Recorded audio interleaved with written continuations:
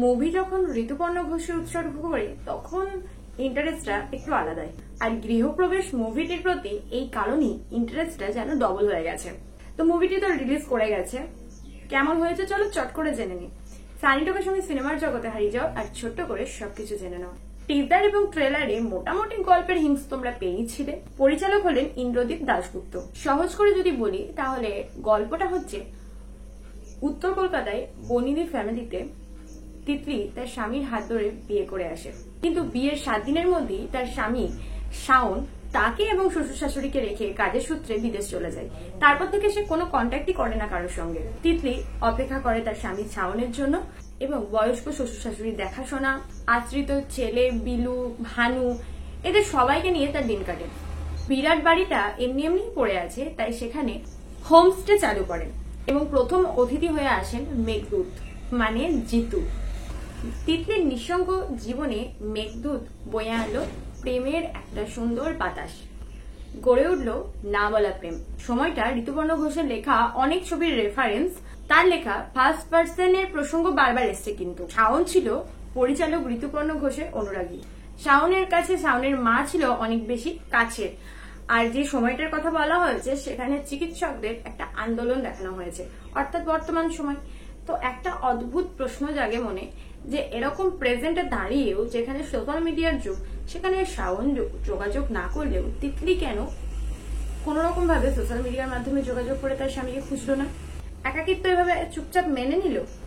এই বিষয়টা নিয়ে আমার একটু খটকা লেগেছে। আস্তে আস্তে তিতলি আর মেঘদূতের মেলামেশা বাড়লো, একসাথে ঘুড়ি ওড়ানো, একসাথে শহরে ঘুরে বেড়ানো, নিজেদের মধ্যে সময় কাটানো, সবকিছুই চলতে থাকলো এবং প্রত্যেকটা সিকোয়েন্স, প্রত্যেকটা সিন তোমাদের মনে একটা অদ্ভুত ভালো লাগা তৈরি করবে। এরপর কি হলো, মেঘদূত আর তিতলির প্রেমটা সত্যি সত্যি হলো কিনা, কিংবা তার পরিণতি কি হলো, কিংবা তিতলির স্বামী ফিরে এলো কিনা, সবকিছুর প্রশ্নের উত্তর মিলবে মুভিটিতে। গৃহপ্রবেশ মুভিতে প্রথম জুটি হিসেবে আমরা দেখতে পেয়েছি শুভশ্রী এবং জিতু কমলকে। তো সেই হিসেবে কিন্তু জুটিটা খুব সুন্দর লেগেছে এবং দুজনের কেমিস্ট্রিও দারুণভাবে জমে গেছে। অ্যাক্টিং সবারই মোটামুটি সুন্দরই বলা যেতে পারে, কোন রকম কোনো কটূক্তি করার নেই এখানে অ্যাক্টিং নিয়ে।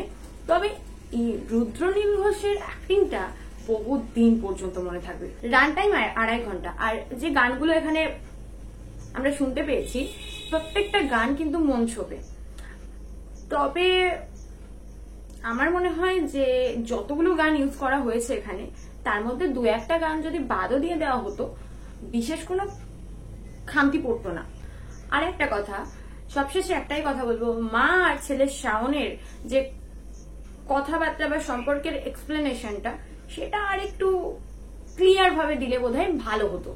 তো অল ওভার গৃহপ্রবেশ মুভিটির প্রতি যে এক্সপেকটেশন আমার ছিল, সেই এক্সপেকটেশন ফুলফিল হয়েছে। খুব একটা হতাশ হবে না কেউই, আর বেশ ভালো লাগবে। একটু অন্য ধাঁচের, অন্য রকমের একটা মুভি, চেনা ছকের বাইরে বেরিয়েই বলতে পারো।